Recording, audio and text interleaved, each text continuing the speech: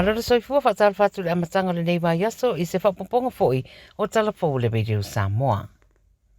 Mai Amerika ma Iran lo mautu pele mau Amerika o lo matala le Strait of Hormuz. Mō whewa inga e ui lo whai mai Iran wa tapunia le no whanga au whaawau peo no whetaria I a laos wha inga ma Amerika. O le vai aso na te nei na amata to e whaawa wai os wha inga le waho tunu e rua ina ua so wha ia Iran wa a wha pisinisi na uiane e la lata I le Strait o no lo whaawa peo na tau mawhai Iran e wha mauturo na wha tontun wina o lea o ngā sami lea wo lata o wha airua ua tapunia mo le teminei. Na whaidua fo ia Iran I le BBC, na o lata waspa ia fo se no whanga wha militeria Amerika I Jordan, a wa whaidua fo ia isi atu nu e pe the United Arab Emirates, Qatar, Oman, ma Bahrain, wa lata utali atu fo ia spa inga Iran ia I lato, na whao ngā nei missiles ma drones. E wi leo whaidua e Trump I sana tautaranga, lo whaabo peatara noanga le wau tu e rua. E ui o lo lipo tiani whaamtaranga na whaia re whafonga whetaraia Iran, I runga le upengata whairangi le ex e whapea, wa mai ara teimi o madienga pito tasi, wa mai a fo no lato whaidua ia Amerika, e tau sisi ia lato upu ale ai, o le ai ai le tau e tutongi. E le o whaidua le ripoti rea le BBC se tariane a Amerika I nei whaamatalanga. I kānata wa whaidua mai leo leo le tunu e to o ruana whasiotia mai isi o ro manunua I le whaalawlawe na tawhana I naita ngata pea ma le sepulu tolu afe I le festival po le whaalinga tele a kānata le Latin Street Festival I Toronto I le asto nai. Whai mai e to ono na awhia I manuanga mai whana e masalo mia le I maua uma I la tau na whaatinoina le soltu la fono au I la ue to o rua ua maririu o ali I uma au le isi to a whaolo I le wharamai e tinga ina manuanga. O lo whaasai leo leo waenga na tupoi le whaalawe a o whaia su e suenga mai lua whana ua maua ma ua whailua fo I leo leo e lo iei se lama tianga mō tangata lau tele mai lea whaalawe. E fōringo se tau ngā whana I le wāni tangata se tō lua ia wā a fia tuai ma tangata na iei lea no whuanga. Tau fia I roa ma le whaaringa lea mō le teminei ia whaia su e suenga a ua whaamatala e mōri mauda au whaasaralau le langona popole na iei ma le whewhi le teime le whaalawe na suia ato ai ma langona fia o le festival. Whai mai le pule nu o le whaetu lea ua whaamautinoa e maua umai leo le pesoswani mana o mia mō le sa iria o I latou na whaatupuina lea whaalawe ma ave e se mai a upenga na whaongaina. Sa unore pare mio kānata Makani e whaanono tele le whaalawe utura I mai momori whaamaisenga I aingo nei tangata wā awhia ai manatu nisi o le mata upule nei I whana e taatele I Amerika au lea fōringa mai o le a whaasoso oane o nā riae I whaafitauri kānata.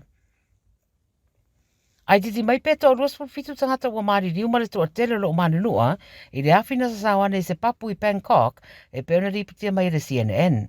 O ata na whaasoa I runga o pengata whaelangi mai lea whaalawe o lo iloa toa I le malosi o le sasawa leafi mai le papu lea o le nā Ladbrau I le itu I mātua le lau mua o Thailand. O le pare mia o le atunu u Anatin Jaran Virako na whaia le whaamtaranga lea to ruas fitu o maari riu ma o lo sai lia nei le mafu anga le afi. Ta ue di pote to ono spultonu na ave le wharamai mo tong fitinga to ruas pulu rua tinga ina manuanga. Pe amare awhai tūrana ta mo whai eire tine mua ta pere afi ma o lo o whaua wai le teminei le suenga I le whaarawe. Ai fo isi whaarawe whaapena tutupu I Thailand lava le rua whelua lua maari ri waitanga te to ruas pulu rua le tu I se sifo le tunu I se papu fo ina mū. I New Zealand, wa saun ona minister vai fafo le tunu o Winston Peters, ma lipotiere le tiofa ba malo New Zealand ono esa se pinanga lo saina, I le fuafuanga New Zealand whaatau le awa iai le marienga o le Ocean of Peace Alliance, ai le tatau na awhia I fuafuanga le tunu. Wato ato e tariwana I whanua ra whainga malanga le minister mai Singapore mai Japani, le ana whaatara noi le mataupule I whaataita I ngā saina I le Pasifika. O whaelo e pira si le ripoti e tāua I atunu o le Pasifika mai lātou popole I tu ai ngā whaataita inga whapea o na whaamautu loalo lātou te te iai I le teminei ma o le mea tonu lea New Zealand le whai. Sa nore le minsta lango e mana o mia o na whaia le whai ungar kāpeneta New Zealand mai lana whaatana loanga ma le Morning Report ua whaaido ai New Zealand ma au se tāria ma whiti o whaia tara loanga le teminei. I le mata upo e whaatatau le awa iai o New Zealand I le Alliance. Ma le taramun muri mai whiti spulu ono a whiwhi na mawataru ai nei I le atunuu wha maoni o whala au whasaina o le cocaine. O a whiwhi na mawane mai whaitu o Lau Group, Kamea, Karavum, Mabeka, i Fiti, lo tala noa nei leo le tunu ma leo Australia maisi, i le wha mautuina po whea anga i atua i a fifi, a po whea fo ina wha moe ave iai. Wai maina veira New Zealand o Bastard wai na anga i atua i leo mai wanua levu ma savu, e su e se tanga pepa i ira na iei tonu se pauta pae, tal tonu ina ni fuala au whasaina, na tafta whea ane i ngā taipala le moto na mena. O ina whai eire su enga mai lo aire fuala au whasaina, e mawai fo i leo ma leisi whaato anga tele i Karavutu, e siri e rima awhera au marijuana na mawa iai, o lo tau whiai nei se tangata mo su enga.